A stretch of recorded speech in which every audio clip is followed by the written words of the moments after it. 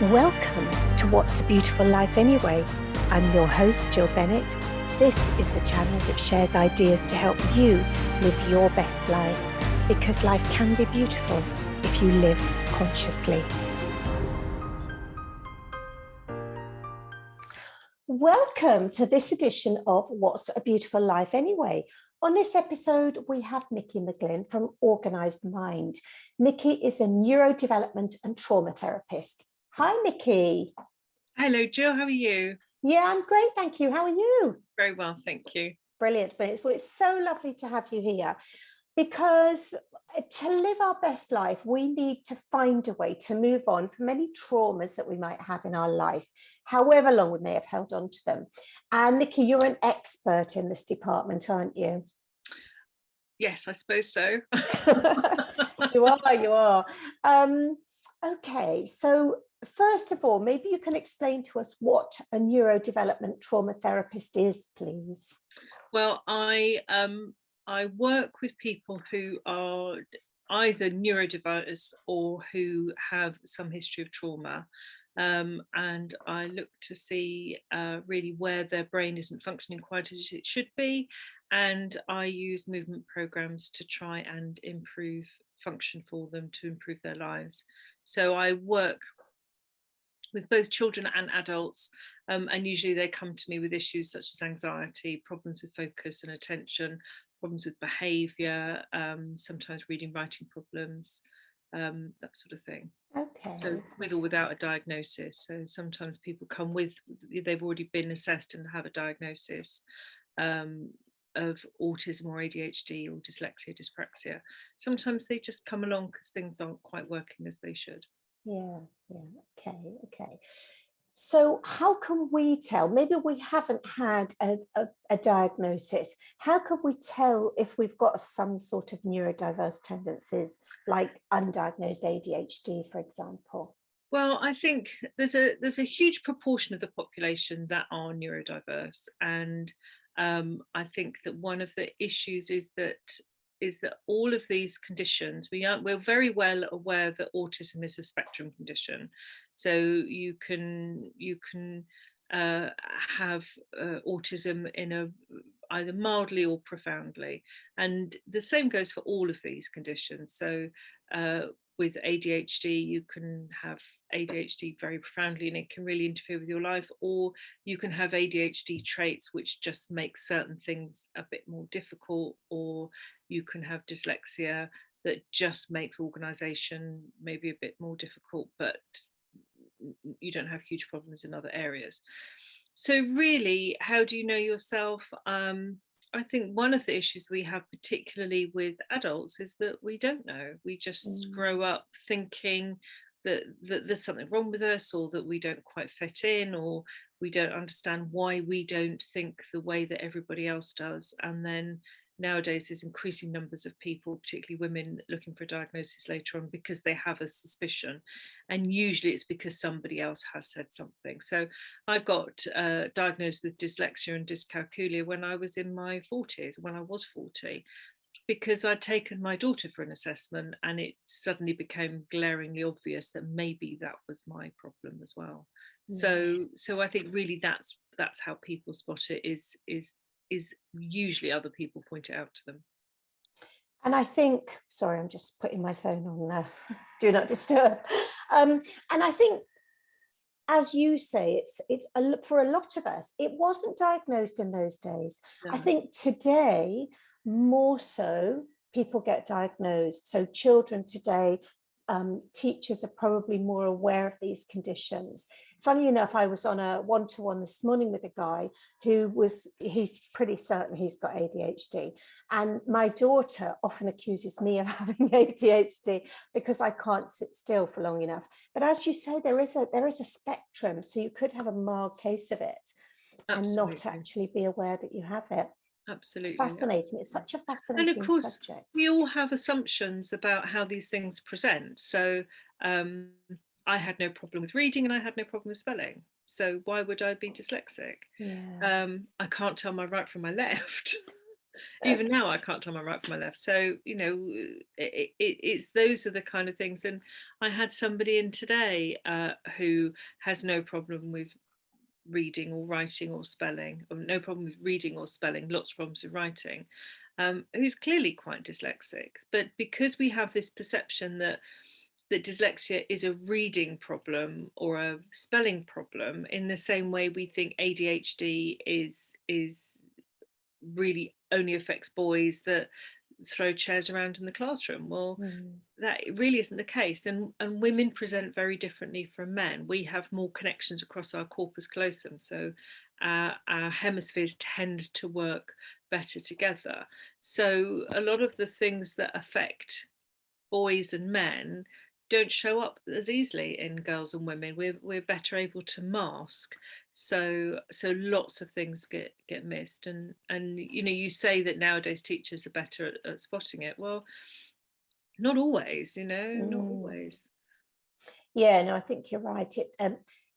I guess it depends a lot on the school and the issues that the school has, and how good the teachers are in that particular And if you have a child who has, there's three types of ADHD. There's ADHD hyperactive, which is probably the more typical presentation, ADHD inattentive, or ADHD combined. So you can have both. But if you have a child who has ADHD inattentive, then they'll sit and look out the window.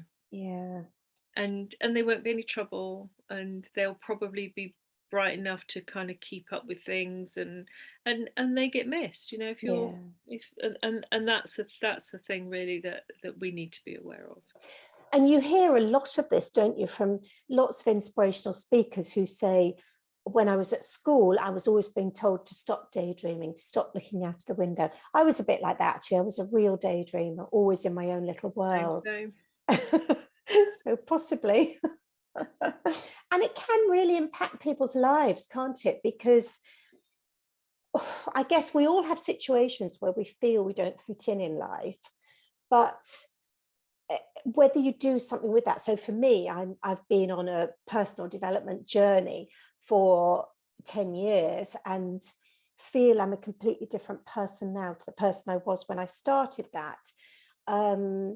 And I've always managed to achieve in life, but I have worked very hard to be able to achieve in life. So, yeah. So you talk about retained primitive reflexes. Yes. So I look at retained primitive reflexes, which often are what sits behind a lot of these processing issues. And retained primitive reflexes seem to be the big secret that nobody's ever heard of. I'd never heard of them, and I've been a therapist for 15 odd years when I came across them to help my daughter. So primitive reflexes are movement patterns that all babies do. They start in the womb, they follow a particular cycle, and they should all have integrated into the central nervous system by about 18 months. So, and they develop sequentially, and they have a particular job. So a lot of those primitive reflexes are associated with birthing, with feeding, with moving. And if something interferes with development and interferes with progress, then those reflexes don't develop properly, or don't integrate into the central nervous system, or they can integrate into the central nervous system and then something can happen to cause them to re-emerge. They don't disappear, and they're part of our survival mechanism. So as adults, things like a real shock or a traumatic event or a car accident can cause those reflexes to re-emerge, and those reflexes will be present in people who are neurodiverse. So either the fear reflexes, which both start in utero, neck reflexes. The fear reflexes often sit behind ADHD and autism. Spinal reflexes are particularly associated with ADHD. Neck reflexes are particularly associated with dyslexia and dyspraxia and dyscalculia. So that's what I look for when people come to see me. I look for where those reflexes are still present, still active. And because they're movement patterns, then I use a movement program to encourage those reflexes to integrate into the central nervous system. And then people suddenly are more able to be still, to focus, to concentrate. They're less explosive. They've got better control over their emotions and their behavior. So it's really liberating. It's really life changing stuff, actually. Yeah, yeah. And sorry, I keep turning everything off of my computer because for some reason, despite putting do not disturb on, I'm getting all these noises, which we don't really want when you're talking. So the one thing that comes to mind for me is you see a lot of children, and I can remember one in particular when my children were small, who don't crawl. And they Right. say they might be a bottom shuffler or whatever. Right. And then you find that they're very hyperactive as a toddler. And Right. I remember reading something then where, crawling is actually a really big part of the development process in a children. Is that sort of the Yeah, sort of massive. thing? Crawling's really impactful, because so one of the things crawling does is it sets your focal length, and in cultures where they don't have crawling because it's not safe, those cultures then don't have written language. And Temple Fay, who was a neurosurgeon back in the 1950s, said civilization is 18 inches long because that's the length of a baby's arm. So crawling sets that focal length at the length to be able to write, draw, paint. Wow. So that's one reason why crawling is really important. And also crawling is sort of as babies develop, as they roll over, sit up, go on to all fours, and they go sit up and then they sort of belly crawl before they go on to 4-point crawling. That's a culmination of a whole process. So being able to crawl means that you're able to support your weight on your hands and your knees, which means that your core is strong, that if you can crawl properly, it means that you can use both hemispheres of the brain, because as your right hand goes forward, your left knee goes forward, and vice versa. So it's being able to do that across the body movement that's really important.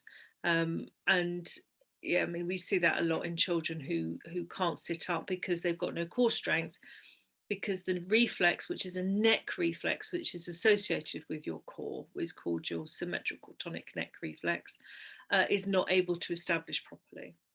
So you see it a lot in people who have poor core strength, or who literally aren't aware of their core. Often they didn't crawl, or they only crawled for a very short period of time.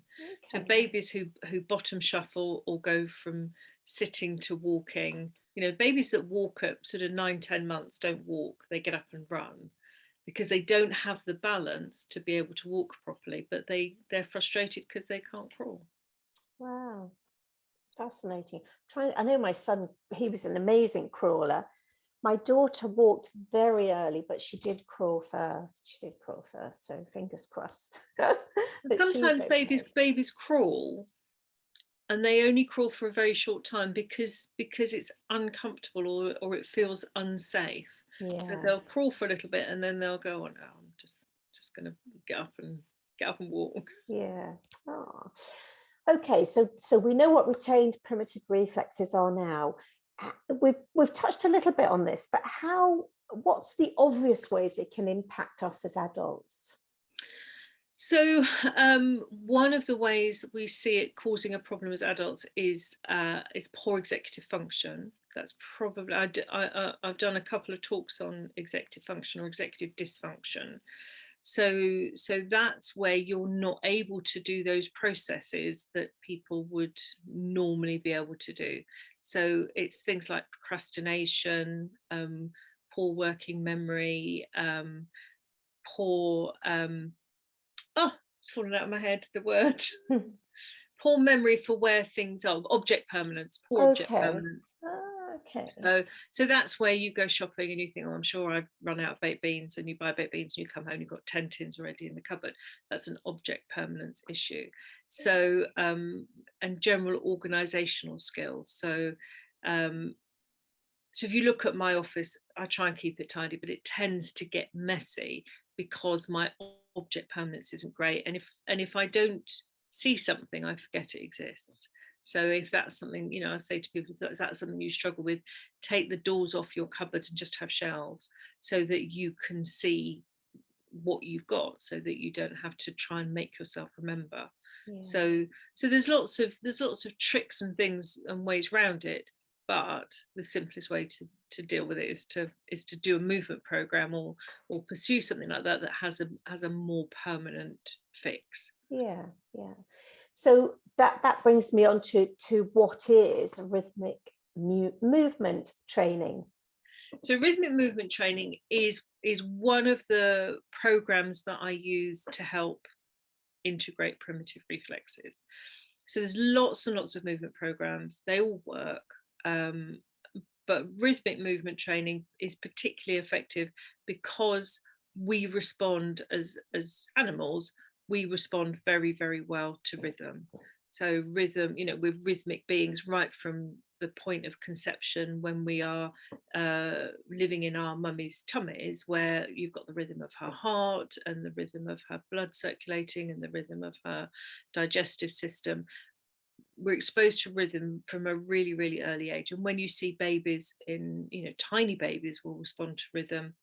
When babies are at the point of standing, they'll dance. So rhythm is really, really important for how our brains respond to things. So rhythmic movement training takes advantage of that rhythm and uses it in rhythmic repeated movements, floor-based movements that encourage those primitive reflexes to integrate and the brain to build the connections that it needs to build. Oh, interesting. You're absolutely right. And I don't think we sort of think about it, do we? But you're right. From the moment when we're in the womb and we can hear the blood flowing and all the different processes, the heart beats and everything else. It's quite fascinating. And you see how people respond to music, whether it's classical music or whether it's, just drum music. We have a huge response, emotional response to music. So yeah, it's fascinating. Now I know as women get older, so women who are perimenopausal or menopausal quite often struggle with executive function. So where does that impact come from? So partly our dopamine tends to decrease as when we get to menopause, but also our ability to mask drops because we're coping with that shift in hormones. So that ability to be able to pretend everything is okay drops. And menopause particularly has issues around memory and organization and things like that. So often that's when those deficits really, really show up. So people are looking at menopausal symptoms and also looking at things like ADHD type symptoms and autistic type symptoms and going off to get a diagnosis. But some of that can be improved by working on retained primitive reflexes, because often those reflexes are still retained. They still have an effect and a bearing on how we function. So you can come and you can still get those reflexes to integrate. They will integrate, but we have to carry on doing movements.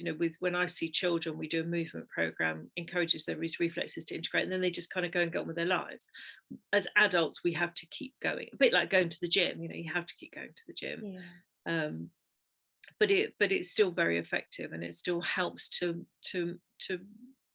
minimize the issues that we have to deal with. So it improves memory, improves working memory, improves long-term memory, improves function generally. Brilliant. Oh, that sounds as if it could be really useful for so many people. Now, I know that you offer a free 15-minute chat to Always. Discuss what might be going on with someone. So what's the best way for people to get in touch with you? Email is usually the best way to get in touch with me, or text. But email is probably the best way, or message via my Facebook page. Okay. Well, what I will do is, as this goes live in the show notes, I'll make sure all your contact details are there. Thank you. And your website, which I know is a contact page, your mobile number is on your website as well, and your email. And then people can get in touch with you and have a chat with you and Absolutely. see what. And even if somebody isn't local, I'm very happy. I'm always very happy to talk about reflexes and talk about how things impact them. because I think it's important. I think it's an important thing for more people to be aware of. It can make such a difference, and it's such a simple thing to be able to do. It's 5, 10, 15 minutes of movement a day can completely change how your brain functions and how your life is. And you're right. We all want to live the best life we can possibly live, and we can. Most people can improve their life if there's something not working, not functioning in their life, but they obviously have to be willing to do it, willing to explore what's going on, willing to do the work to make it all get better, basically. So Niki, thank you so much for talking to us today. Really lovely to have you on here. And I'll post all those details up. And then if you're listening out there and you feel something isn't quite working in your life, please take Niki up on her kind offer, have a chat with her and see if there's some way she could help you. I'm sure we'll speak again, Niki. So thank you so much for chatting. Do you know what? Thanks so much for listening to this week's show. Check out all the links to the resources mentioned in today's episode and all my freebies in the show notes. See you next time.